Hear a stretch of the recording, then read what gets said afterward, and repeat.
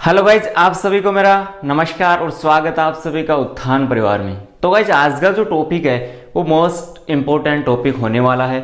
आज अपन पढ़ेंगे basic agriculture, जो आज की जो क्लास होगी, इस क्लास में लगभग हर कॉम्पिटिटिव एग्जाम में एग्रीकल्चर की जितने भी कॉम्पिटिटिव एग्जाम होते हैं उन सभी में यहाँ से क्वेश्चन पुटअप होते हैं। तो ये क्लास बहुत ही मोस्ट इंपोर्टेंट होने वाली है।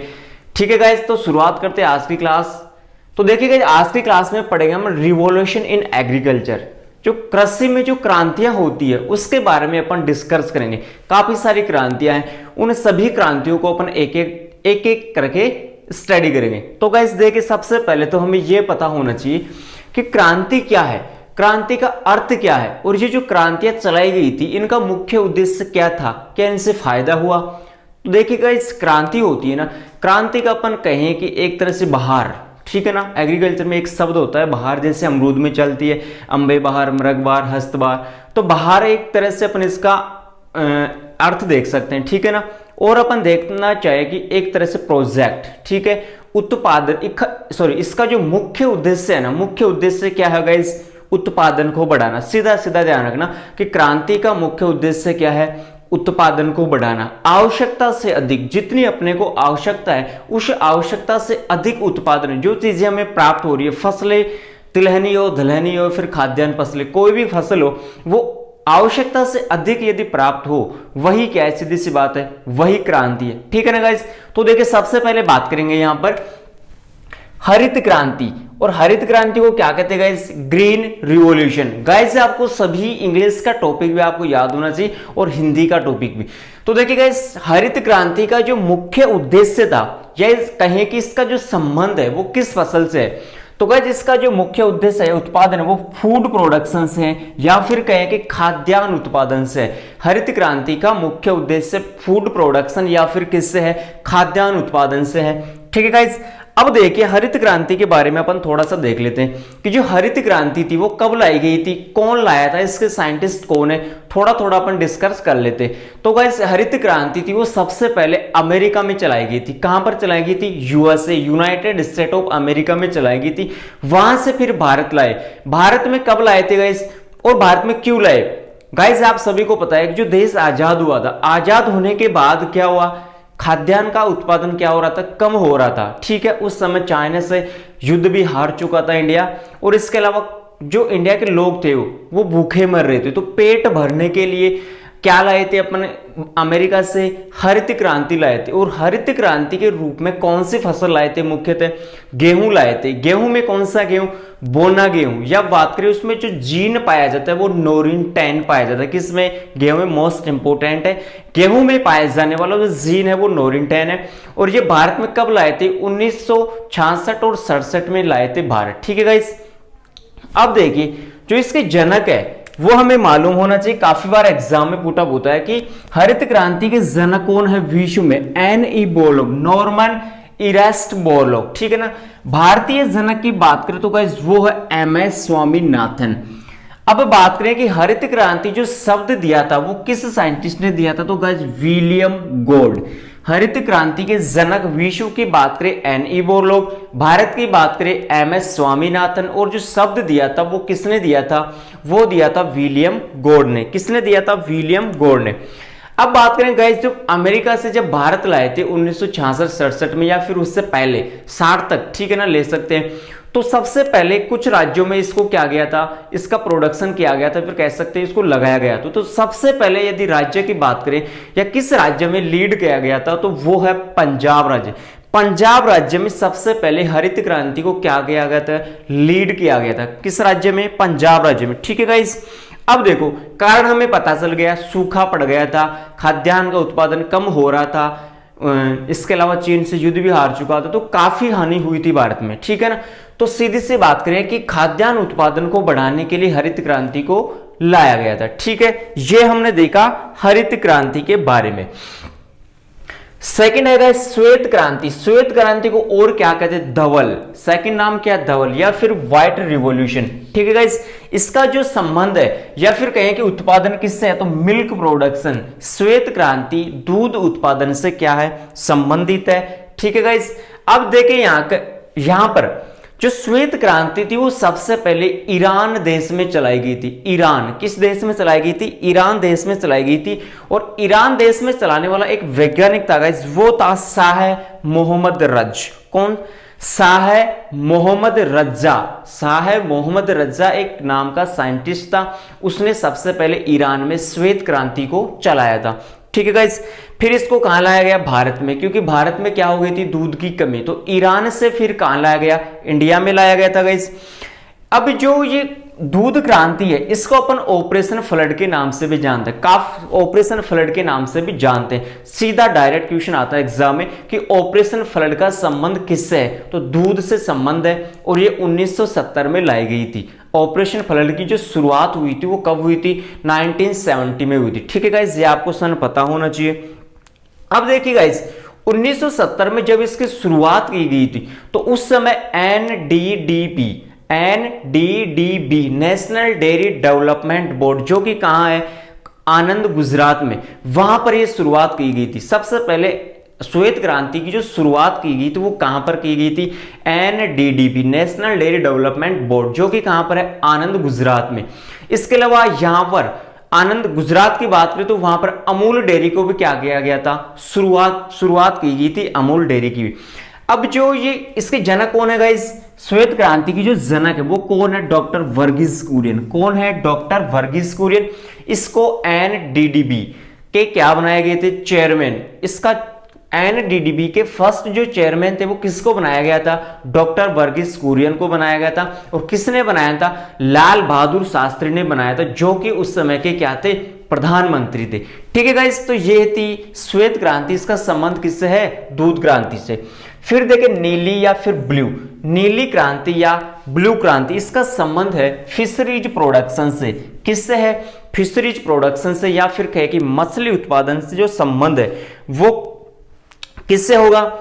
नीली क्रांति का संबंध किससे है? मछली उत्पादन से। अब गाइस यहां पर बात करें जनक की, तो इसके जनक है एक तो अरुण कृष्णानंद, और सेकंड है डॉक्टर हीरामल चौधरी। एक तो है अरुण कृष्णानंद और सेकंड है गाइस डॉक्टर हीरालाल चौधरी। अब जो नीली क्रांति है, अब ये नीली क्रांति किससे संबंधित है? मछली से। अब एक शहर है, सिटी है नेल्लोर। नेल्लोर एक सिटी है, वो गाइस है आंध्र प्रदेश में। कहां पर है? आंध्र प्रदेश में। तो नेल्लोर को क्या कहा जाता है? झींगे मछली की राजधानी। क्वेश्चन काफी बार आया हुआ है कि झींगे मछली की राजधानी किस सिटी को कहते हैं? तो नेल्लोर कहां पर है? आंध्र प्रदेश में। ठीक है गाइस, तो ये थी नीली क्रांति का संबंध किससे है? मछली उत्पादन से। अब देखिएगा नेक्स्ट, सतरंगी या रेनबो, 7 रंगों वाली। सीधी सी बात है, सतरंगी क्रांति को और क्या कहते हैं? रेनबो। ठीक है गाइस, अब रेनबो का संबंध किससे है? कृषि क्षेत्र के चहुमुखी विकास, कंप्लीट डेवलपमेंट। किसका? एग्रीकल्चर का, या फिर अपने क्षेत्र जहां पर फसल लगा रहे हैं, ठीक है, उसका क्या है? चहुमुखी विकास। इसके साइंटिस्ट की बात करें तो गाइस श्री नीतीश कुमार। इसके जनक कौन है? श्री नीतीश कुमार। नेक्स्ट है गाइस सदाबहार या एवरग्रीन। क्वेश्चन में आंसर देखो, रटने की कोशिश मत करना। सदाबहार जो हमेशा क्या रहे? हरी भरी रहे। सदाबहार को क्या कहते हैं? एवरग्रीन। तो देखिएगा इसका संबंध है संपूर्ण कृषि विकास। या ये वाली क्रांति और ये वाली क्रांति लगभग आपको लगभग समान से लग रही होगी। यहां पर कृषि के क्षेत्र में, लेकिन यहां पर क्या है? संपूर्ण कृषि लिया है। ठीक है ना, तो संपूर्ण कृषि विकास के लिए इसके जनक है एमएस स्वामीनाथन। अब देखो एमएस स्वामीनाथन और किसके जनक थे? हरित क्रांति के भारतीय जनक थे। और यहां पर देखें कि सदाबहार क्रांति के जनक भी कौन है? एमएस स्वामीनाथन। ठीक है गाइस, तो एग्रीकल्चर के संपूर्ण डेवलपमेंट के लिए कौन सी क्रांति है? रिवॉल्यूशन है, वो है सदाबहार क्रांति। नेक्स्ट है पीली। पीली को और किस नाम से जानते हैं गाइस? पित्त के नाम से जानते हैं, और इसको इंग्लिश में क्या कहते हैं? Yellow revolution. पीली पित्त या फिर येलो रिवॉल्यूशन। अब इसका जो संबंध है वो है ऑयल सीड प्रोडक्शन। किससे संबंध है? ऑयल सीड प्रोडक्शन, या फिर कहें कि तिलहनी फसलों से इसका उत्पादन, या तिलहनी उत्पादन से इसका क्या है? संबंध है। अब इसकी बात करें कि इसके जो जनक है वो कौन है? सैम पित्रोदा। पीली क्रांति की जो जनक है वो कौन है? सैम पित्रोदा। अब गाइस यहां पर बात करें कि पीली या पित्त, तो वो किससे संबंध है? ऑयल सीड से। किससे संबंधित है गाइस? ऑयल सीड से। ये आपको पता होना चाहिए, सीधा एग्जाम में क्वेश्चन पुटअप होता है। नेक्स्ट है गाइस भूरी। अब भूरी को और किस नाम से जानते हैं? खाकी। और इसे क्या कहते हैं? Brown revolution. तो खाकी जो पैंट होती है, जो पहले गवर्नमेंट स्कूल्स में चलती थी, या अपन कहें कि जो अपने फोर्स वाले जो अपने जो फौजी भाई वगैरह पहनते हैं, पुलिस वाले जो पहनते हैं, वो खाकी वर्दी, तो उसको क्या कहते हैं? भूरी, खाकी या फिर ब्राउन रिवॉल्यूशन। इसका जो संबंध है गाइस वो है खाद्य संसाधन या फिर कहें प्रसंस्करण, चमड़ा और कोकोआ। देखिए गाइस एक एक शब्द को देखते हैं। खाद्य संसाधन, संसाधन तो आप जानते हो प्रोडक्शन, जो एक साथ जो भंडारण की क्रिया करते हैं। प्रसंस्करण मतलब प्रिजर्वेशन, जो अपने खाद्यान्न फसलें, जो खाद्यान्न पदार्थ है उसको लंबे समय तक क्या करना? बचाए रखना, सुरक्षित रखना, उनको कीटाणु रहित रखना, वही क्या है? प्रिजर्वेशन।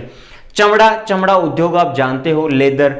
अब देखो कोकोआ, ये कोकोआ एक फल है, फ्रूट है गाइस। कोकोआ क्या है? फ्रूट। तो कोकोआ का संबंध किस रिवॉल्यूशन से है? ब्राउन रिवॉल्यूशन से है। किससे संबंध है? ब्राउन रिवॉल्यूशन से। ये आपको पता होना चाहिए गाइस। नेक्स्ट है गाइस लाल क्रांति या फिर रेड रिवॉल्यूशन। लाल क्रांति या फिर रेड रिवॉल्यूशन का जो संबंध है वो है टमाटर, टोमेटो या फिर मांस, ठीक है ना? मांस या फिर टोमेटो से इसका क्या है? संबंध है। और वो क्रांति या वो रिवॉल्यूशन कौन सी है? Red revolution. नेक्स्ट है गाइस गुलाबी या पिंक।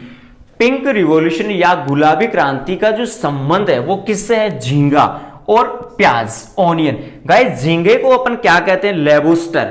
झींगे को क्या कहते हैं? लेबोस्टर। और इसका संबंध और प्याज से भी है, ऑनियन से भी इसका क्या है गाइस? संबंध है। किसका? गुलाबी क्रांति का। नेक्स्ट है गाइस गोल क्रांति या फिर कहे राउंड। गोल क्रांति या राउंड या फिर गोल क्रांति का जो संबंध है वो किससे है गाइस? आलू से है। गोल क्रांति का संबंध किससे है? आलू से है। किससे है गाइस? आलू से। गाइस जो आलू है वो कैसी है? एक कैश क्रॉप है, नकदी फसल है। क्या है? एक नकदी फसल है। अब बात करें इसकी शुरुआत, आलू या फिर गोल क्रांति की जो शुरुआत हुई थी वो कहां से हुई थी? पेरू से हुई थी। कहां से हुई थी? पेरू से। इसका इंस्टीट्यूट भी कहां है? पेरू है। तो आलू या फिर गोल क्रांति की शुरुआत पेरू से हुई थी। और यदि इंडिया की बात करें तो कुफरी, कुफरी हिमाचल प्रदेश के अंदर है। कुफरी शब्द आते किसके वैरायटी होती है? आलू की। तो कुफरी में या सॉरी भारत में बात करें, भारत में शुरुआत इसकी कहां से हुई थी? तो कुफरी से इसकी शुरुआत हुई थी। फिर बात करें कि किंग ऑफ वेजिटेबल, इसको किंग ऑफ वेजिटेबल, सब्जियों को राजा, सब्जियों का राजा वो क्या है? आलू है गाइस। इसके अलावा बात करें कि इंडिया में सबसे ज्यादा खाई जाने वाली जो सब्जी है वो कौन सी है? आलू है। ये सस्ते मूल्य पर या सस्ते दर पर हमें प्राप्त होती है। तो ये कौन सी थी? गोल क्रांति या फिर राउंड। लास्ट है इसमें 11 रजत क्रांति। और रजत को गोल्डन या फिर सिल्वर के नाम से भी अपन जानते हैं। अब रजत क्रांति का जो संबंध है वो है गाइस अंडा उत्पादन और मुर्गी उत्पादन, एग प्रोडक्शन और हैन प्रोडक्शन। अंडा और मुर्गी उत्पादन से जो संबंध है वो कौन सी होगी? रजत। अब गाइस यहां पर बात करें कि जो अंडा है, अंडे से, अंडा किसका स्रोत है? एक प्रोटीन का स्रोत है। अंडा किसका स्रोत है? प्रोटीन का। मुर्गियों से हमें क्या प्राप्त होता है? अंडा और मांस। तो मांस और अंडा किसका स्रोत है? एक अच्छे प्रोटीन का स्रोत है। ठीक है गाइस। अब बात करें कि राजस्थान में अंडों की टोकरी किस जिले को कहा जाता है? काफी बार क्वेश्चन पुटअप होता है। और मुर्गियों का जो पालन किया जाता है वो दोनों, वो अजमेर में। राजस्थान की बात करें तो अजमेर जिले में मुर्गियां सबसे ज्यादा है। और अजमेर जिले को अंडों की टोकरी के नाम से भी जाना जाता है। और राजस्थान का हृदय भी किसको कहा जाता है? अजमेर को कहा जाता है। ठीक है ना? हार्ट ऑफ राजस्थान को अजमेर। इसके अलावा इंडिया की बात करें कि इंडिया में अंडों की टोकरी किस राज्य को कहा जाता है? तो गाइस आंध्र प्रदेश राज्य को अंडों की टोकरी के नाम से जानते हैं। तो ये हुआ गाइस रजत क्रांति का संबंध किससे है? अंडा व मुर्गी उत्पादन से। अंडा और मुर्गी से हमें क्या प्राप्त होती है? प्रोटीन प्राप्त होती है। क्या प्राप्त होती है? प्रोटीन। ठीक है गाइस। अब देखिए गाइस नेक्स्ट 12 नेक्स्ट नंबर की जो रिवॉल्यूशन है वो है स्वर्ण रेशा या फिर golden fibre revolution. Golden fibre, golden का मतलब होता है स्वर्ण या सोना। फाइबर का मीन्स क्या होता है गाइज, रेशा होता है, सभी को पता है। अब जो रेशेदार फसलें हैं वो कौन सी है, तो गाइज वो है जूट का विकास। जूट को क्या कहते हैं, बोस्ट, BOST, बोस्ट। जूट के उत्पादन से संबंधित कौन सी क्रांति होगी गाइज, स्वर्ण रेशा या फिर गोल्डन फाइबर। ठीक है गाइज। अब देखिए अपन यहां पर बात करें कि जूट का अनुसंधान संस्थान कहां पर है, तो फटाफट मुझे बताइए कमेंट बॉक्स में कि जूट का जो अनुसंधान संस्थान है वो कहां पर गाइस। काफी बार यहां से क्वेश्चन पुटअप हुआ है कि जूट का अनुसंधान, तो कहां पर गाइस, जूट का अनुसंधान बैरकपुर। जूट का अनुसंधान संस्थान कहां पर है, बैरकपुर। नेक्स्ट है गाइस सिल्वर रेशा। अब देखो यहां पर थोड़ा सा फर्क है, यहां पर तो सोना है और यहां पर चांदी है। सिल्वर में चांदी होती है, स्वर्ण में सोना होता है। तो सिल्वर रेशा या फिर सिल्वर फाइबर या फिर कहें कि व्हाइट गोल्ड, इसे व्हाइट सफेद, चांदी का कलर कैसा होता है, सफेद। तो व्हाइट गोल्ड रिवॉल्यूशन का संबंध किस फसल से है, तो वो है गाइस कपास उत्पादन से। किससे होगा, कपास उत्पादन, कॉटन से होगा। किससे होगा, कॉटन। और कॉटन का रिसर्च इंस्टीट्यूट कहां पर है गाइस, फटाफट मुझे बताइए कि कपास अनुसंधान संस्थान कहां पर है। नेक्स्ट है गाइस स्लेटी। स्लेटी को कहते हैं अपन धूसर या फिर ग्रे। स्लेटी क्रांति या फिर धूसर क्रांति या फिर ग्रे रिवॉल्यूशन का संबंध किससे है, तो वो होगा गाइस उर्वरक उत्पादन, फर्टिलाइजर। जितने भी फर्टिलाइजर चलते हैं ना अपने एग्रीकल्चर में, फर्टिलाइजर से रिलेटेड रिवॉल्यूशन होगी स्लेटी, धूसर या ग्रे। काफी बार क्वेश्चन पुटअप हुआ है कि फर्टिलाइजर से रिलेटेड कौन सी रिवॉल्यूशन होगी। नेक्स्ट है स्वर्ण सुनहरी या फिर गोल्डन रिवॉल्यूशन। स्वर्ण सुनहरी, सुनहरा, ठीक है ना, तो वो है फल सब्जी या फिर कहें उद्यान, हॉर्टिकल्चर से रिलेटेड जो रिवॉल्यूशन होगी वो होगी गाइस सुनहरी, स्वर्ण या फिर गोल्डन रिवॉल्यूशन। इसके जो साइंटिस्ट है वो है गाइस KL चड्डा। चड्डे तो आप जानते हो, तो KL नाम का कोई आदमी था, वो चड्डे पहनकर क्या खाता है, फल खाता है। ठीक है गाइस। यहां पर बात करें कि फल सब्जी का जो इनका मुख्य उद्देश्य है वो क्या था कि अच्छी क्वालिटी के जो फ्रूट है वो सब तक या किसानों तक या फिर लोगों तक पहुंचे। क्या, अच्छी क्वालिटी के फ्रूट सभी लोगों तक पहुंचे, ये इनका क्या था, टारगेट था गाइस। किसका, गोल्डन रिवॉल्यूशन का। फिर बात करें यहां पर ऑपरेशन फ्लड। अभी हमने पहले बात कर ली, ऑपरेशन फ्लड की शुरुआत हुई थी 1970 में। कब हुई थी, 1970 में हुई थी। और इसका उत्पादन किससे है, दूध उत्पादन से, मिल्क प्रोडक्शन से इसका संबंध है। डायरेक्ट क्वेश्चन आता है कि ऑपरेशन फ्लड का संबंध किससे क्रांति या किससे है, तो वो होगा मिल्क प्रोडक्शन। नेक्स्ट है काली या फिर ब्लैक रिवॉल्यूशन। इसका संबंध है जैव ईंधन से। किससे है, जैव ईंधन से। यहां पर बात करें कि जो जैव ईंधन है वो किसका बनाया जाता है, रतन जोत का। रतन जोत का बॉटनिकल नेम है जेट्रोपा कर्कस। तो इससे क्या प्राप्त होता है, पेट्रोलियम पौधा है, इससे पेट्रोल प्राप्त होता है, जैव ईंधन, जो कि वायुयानों में इसका उपयोग किया जाता है। तो रतन जोत का संबंध किससे है, जैव ईंधन। और फिर इससे क्रांति की बात करें तो ब्लैक रिवॉल्यूशन। नेक्स्ट है गाइस बादामी या फिर बादाम को अपन इंग्लिश में क्या कहते हैं, एलमोंड। और बादामी को बादाम रिवॉल्यूशन भी कह सकते हैं गाइस। इसका संबंध है मसाला उत्पादन से। किससे है गाइस, मसाला उत्पादन से।